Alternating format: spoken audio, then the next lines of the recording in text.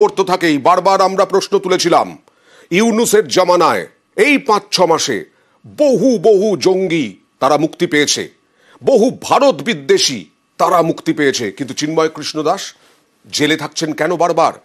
এই প্রশ্ন তুলেছিলাম। এবার হাইকোর্ট প্রশ্ন তুলল এই চিন্ময় কৃষ্ণ দাস তিনি কেন মুক্তি পাবেন না, কেন জেলে থাকবেন? প্রশ্ন হাইকোর্টের, বাংলাদেশ হাইকোর্ট জবাব তলব করলো।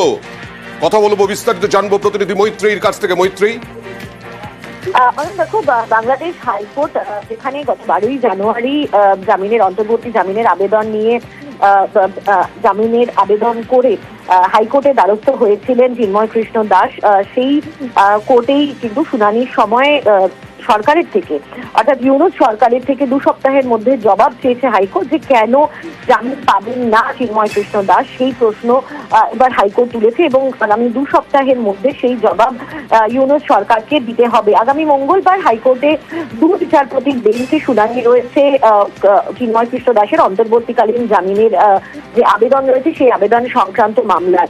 এই প্রসঙ্গে জানিয়ে রাখবো যে এর আগে চট্টগ্রাম কোর্টে দীর্ঘদিন তার শুনানি হয়েছে। তার জামিনের আবেদন একাধিকবার চট্টগ্রাম কোর্টে খারিজ হয়েছে এবং শেষ 2রা জানুয়ারি চিন্ময় কৃষ্ণ দাসের জামিনের আবেদন চট্টগ্রাম কোর্টে খারিজ হওয়ার পরই তার আইনজীবীরা অন্তর্বর্তী জামিন চেয়ে হাইকোর্টে দ্বারস্থ হয়েছিলেন এবং সেই হাইকোর্টে এবার সরকারের থেকে জানতে চাইল যে কেন চিন্ময় কৃষ্ণ দাস তিনি জামিন পাবেন না।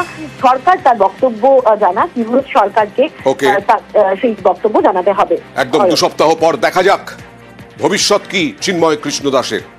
কিন্তু